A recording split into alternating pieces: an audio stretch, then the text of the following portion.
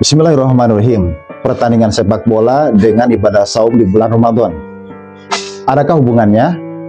Nah, sepintas memang tidak ada kaitannya sama sekali. Tapi kalau kita pikir-pikir, ternyata antara ibadah saum di bulan Ramadan dengan pertandingan sepak bola itu memiliki kesamaan. Yaitu dari segi bahwa keduanya perlu dipersiapkan dengan sebaik-baiknya.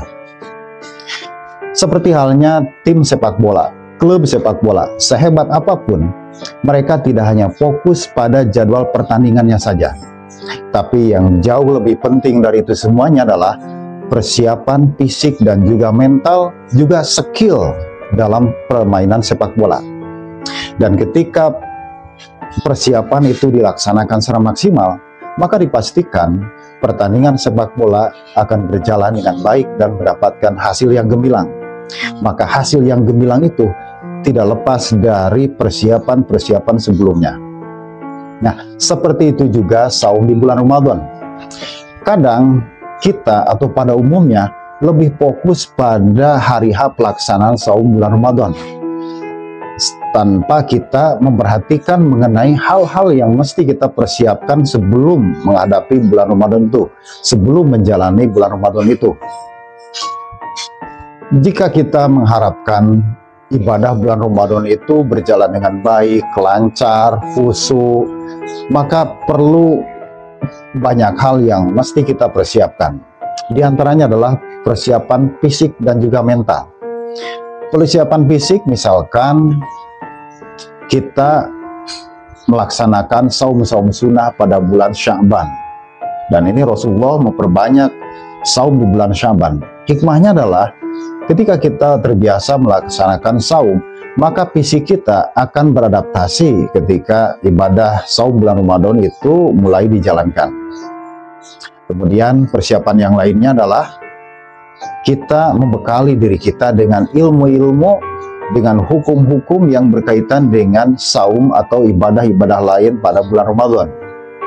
Kita pastikan bahwa ibadah yang kita lakukan itu asobah sunnah, sesuai dengan sunnah.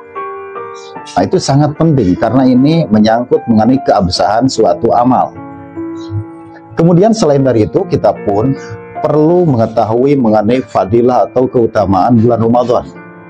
Seperti halnya yang kita ketahui bahwa Allah Subhanahu wa Ta'ala menentukan, seperti halnya yang kita ketahui bahwa Allah Subhanahu wa Ta'ala menentukan satu tahun itu 12 bulan. Dan dari 12 bulan itu ada satu bulan yang oleh Allah Subhanahu wa Ta'ala diberikan keberkahan full satu bulan, yaitu apa? Bulan Ramadan. Dan dari bulan Ramadan yang jumlah harinya 29 atau 30 hari, Allah pun menyiapkan satu momentum, satu malam yang nilainya luar biasa besar, yang disebut dengan malam Al-Qadar, yang di dalam Al-Quran dijelaskan khairum min alfi syahr, itu lebih baik daripada 1000 bulan. Nah, dengan mengetahui fadilah-fadilah mengenai bulan Ramadan, kemudian juga pahala-pahala yang berlipat ganda, itu akan meningkatkan motivasi kita. Kemudian hal-hal yang lain yang perlu dipersiapkan adalah berupa perencanaan, target-target. Misalkan kalau selama ini kita agak sulit untuk menghatamkan Al-Quran, maka pastikanlah, targetkanlah, rencanakanlah bahwa pada bulan Ramadan ini kita bisa hatam Al-Quran minimal 1 kali. Kemudian hal-hal yang lain yang mesti kita persiapkan, misalkan untuk menyongsong Lailatul Qadar, di mana 10 hari kita berdiam di masjid, taqarrub, beribadah pada Allah, zikir dan sebagainya. Tentu itu pun memerlukan persiapan. Nah, misalkan untuk orang yang sehari-harinya kasab sebagai pedagang, maka lipat gandakanlah katakanlah usahanya itu, agar ketika 10 hari terakhir di bulan Ramadan kita sudah memiliki stok, kita sudah memastikan kebutuhan sembako terpenuhi, baju lebaran anak terpenuhi. Nah, sehingga kalau itu semua sudah terpenuhi, maka kita akan secara khusyuk melakukan ibadah-ibadah, khususnya adalah 10 hari terakhir, yaitu pada pelaksanaan i'tikaf.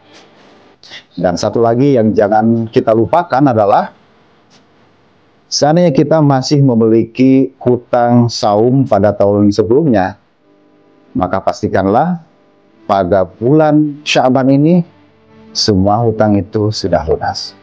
Sekian, terima kasih. Wassalamualaikum warahmatullahi wabarakatuh.